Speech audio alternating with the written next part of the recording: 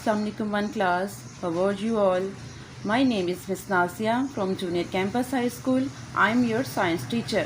Hope you are doing great at home.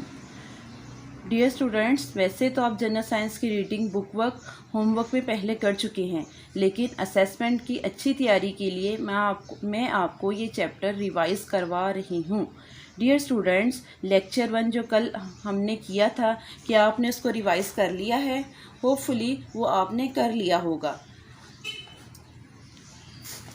Let's start our next topic, natural and man made things.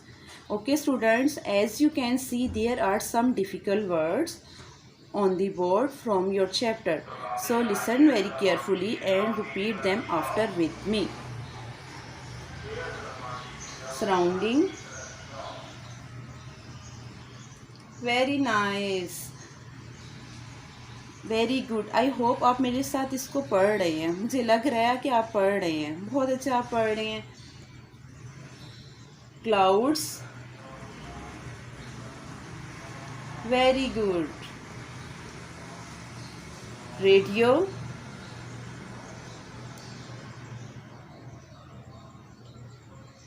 Nature. Good. Around. Moon. Sun. Very good. Identify.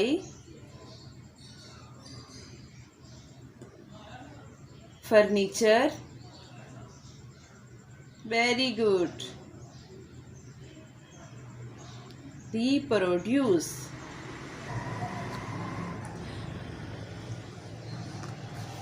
Open your science book of page number 7.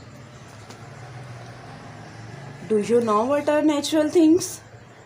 जो चीज़ें अल्लाह ताला ने बनाई हैं वो natural things होती हैं.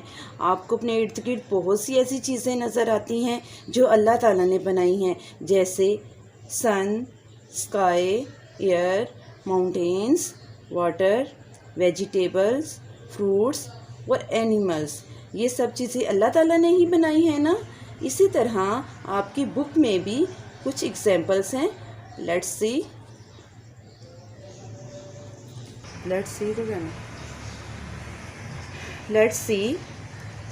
Moon, rocks, cloud, sky भी है इधर, tree, man. Okay बेटा, do you know what are man-made things?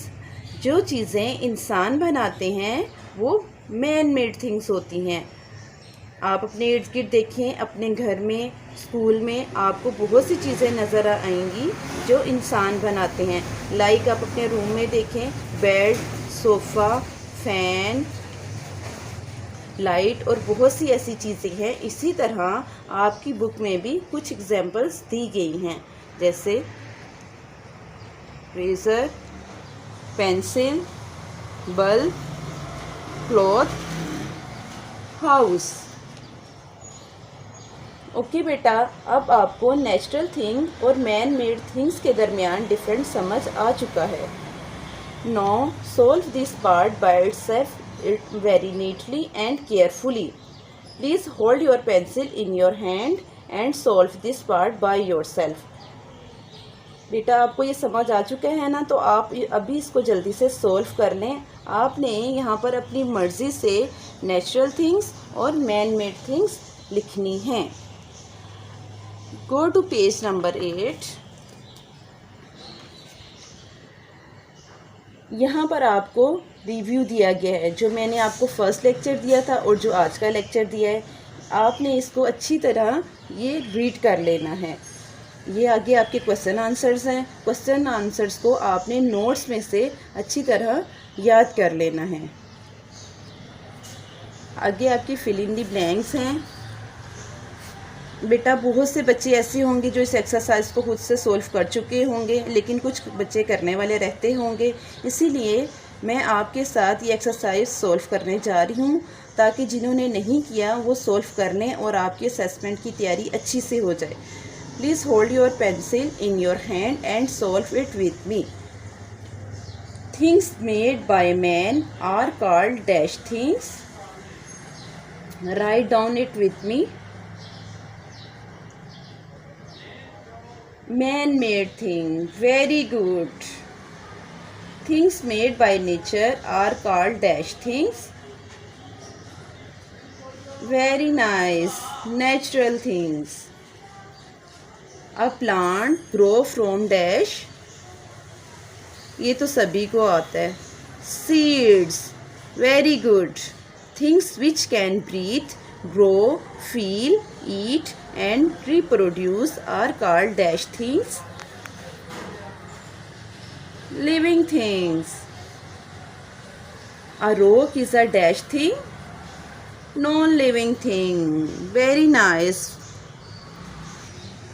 Go to page number 9. Write M for man-made things and N for natural things. Look at this picture.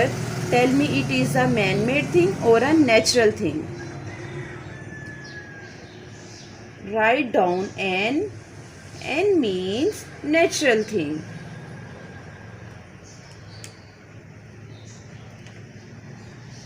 Look at this picture. There is a bag. Tell me, is it a man-made or a natural thing? Write down M. M means man-made thing. Okay बेटा, बाकी इसी तरह आपने ये सारा solve करना है।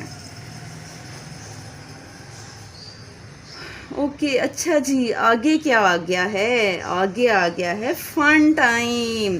Fun time का मतलब आपको फन टाइम का मतलब पता है क्या होता है? फन टाइम का मतलब है enjoyment. Color the circle blue for a living thing and red for a non-living thing. तो आपने क्या करना है? लिविंग थिंग में आपने ब्लू कलर करना है और नॉन लिविंग थिंग में आपने रेड कलर करना है। स्टूडेंट्स, ये था हमारा आज का सेकंड लेक्चर। उम्मीद करती हूँ आप अपनी असेसमेंट की अच्छी तैयारी के लिए इसको भरपूर तवज्जो से रिवाइज़ करेंगे। अल्लाह हाफिज़।